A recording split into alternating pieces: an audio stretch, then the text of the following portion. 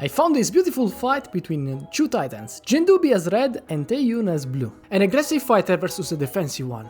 For the first 20 seconds they study each other, and after a few seconds the blue fighter initiated with a crescent kick, his signature move. The blue strategy didn't seem very effective in the first round, as the red fighter was able to block and dodge every kick, until he threw the wrong coin. The blue fighter closed the distance and faked a crescent kick to the helmet, but his real goal was to strike the opponent's arm. This kick was annoying, but it didn't shake Jendoubi's mental state. He remained composed for the rest of the match. He even performed a beautiful front roundhouse kick, but unlucky it wasn't very effective. The red tried to come back multiple times, and only in the last 20 seconds the red fighter changed his strategy, and instead of using a defensive strategy, he forced the blue fighter into the corner, and with a positional advantage, he found an opening in the blue's defense. By kicking multiple front kicks, he was able to score once. That kick gave him a slight advantage, and now the blue fighter has to score again to win the round. The red now started to defend his lead with a dodge and block strategy, while he tried to keep out of his range the blue. But in the last 5 seconds, the blue fighter put his life on the line, and by risking his face, he kicked multiple times, and on the last 2 he scored not 1, but a total of 4 points. It's important to note that during this sequence, the blue fighter was completely exposed. A high counter kick could easily knock him out, but the red fighter chose to defend his lead instead of going for more points. While this wasn't a bad decision, it was a safer option for the red, and on 100 fights, this decision is going to bring him to victory, but in this case, it worked for the blue.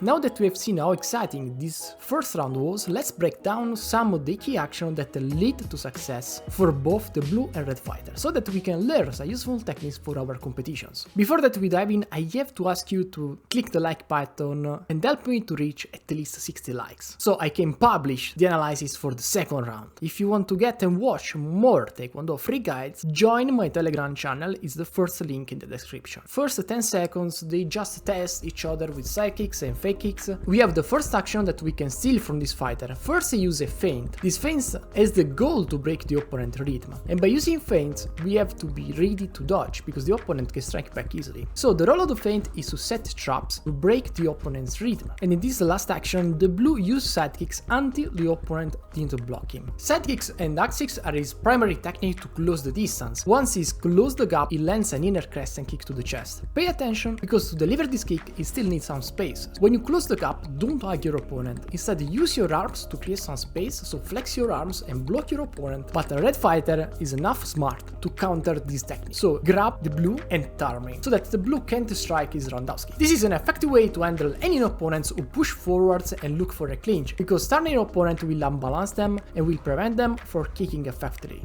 How Tae Joon block sidekicks. Using legs to block the opponent's legs sounds simple, but is hard to execute. First, he uses his arm to block a kick aimed at his chest, then raise it to guard his head. Meanwhile, he lifts his leg to block a cut kick. From there, instead of making a necessary movement, he just flexed his leg, and he easily won this leg duel, and he earned a small advantage to strike again. This technique seems very easy to perform, but it requires a lot of muscle memory. You need to be very good with your reaction time, because you have to predict and read your opponent's movements. So now that we explained how Tae Joon use feints, are feints useful? In this fight the red fighter flinched a lot after the blue feints, so the blue feints were very effective. When we are able to make the opponent flinch, our opponent loses rhythm and his plan to strike, because with feints we block our opponent's plans. And after his opponent flinch, the blue fighter can easily find an opening in the opponent's armor to score. What can we learn here is the importance of using feints. Each time you use a feint, you build tension on your opponent, making them uncertain whether you are going to strike or not. And the more feints you use, the higher are the chances that they will fall for it. And when they do, you can capitalize by score, because every time you use a feint, your opponent is going to accumulate tension, and you can watch a sort of tremble on your opponent, on your leg, on his movements. That's a mark that reveals that your opponent has accumulated a little bit of tension. So you can continue to use feints to break this tension, and once you were able to break this nerve, you can strike your kick. kicks, like the blue. The first point scored by the blue fighter was a beautiful one, but we need to watch it in a slow motion to fully understand the action. He feinted to break the rhythm, then struck with a kick. The red fighter did a great job to counter the opponent, but those are KMP, and they are not calibrated as Daido armor, so the red was a little bit unlucky. The red fighter didn't make a mistake, reacted very well to the opponent, but the opponent decided to strike again with a fake crescent kick, and the red had the two choices: defend his helmet or defend the armor. In this case, the blue went for the armor, but the momentum of his kick could have looked like a high kick, so the red covered his helmet. In the end, the blue changed the direction of his kick and then lowered it in the back of the armor. This is why I always say you must learn this kick if you want to win Taekwondo competition easily. This kick forces the opponent to flip a coin. If they lift their arm, you strike the chest. If they don't, you aim for the helmet. But to perform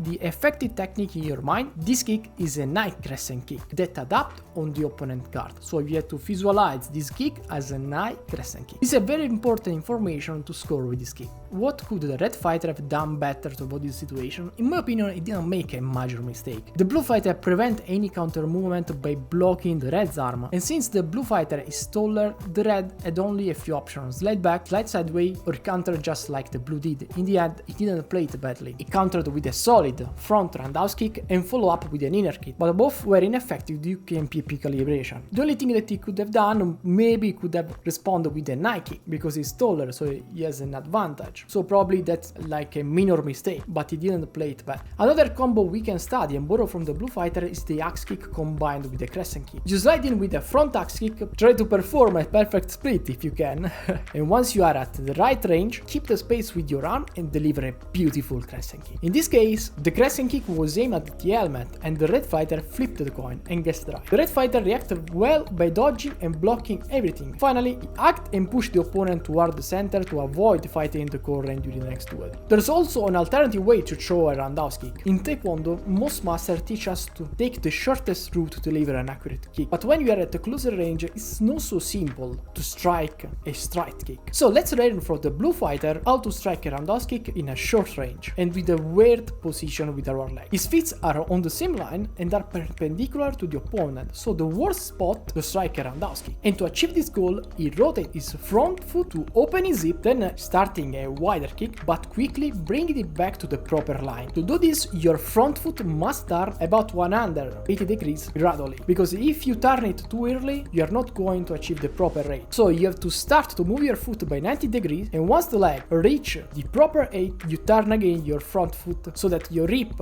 and your leg can turn with your front foot. And in this action, the red was very good to block every single kick. This fight is really exciting to watch. We are watching an hyper-aggressive fighter against an opponent who is 10 cm taller, and yet the shorter fighter is winning. So if you think that height matter, this video is for you. Don't forget to subscribe to my Telegram for more Taekwondo content,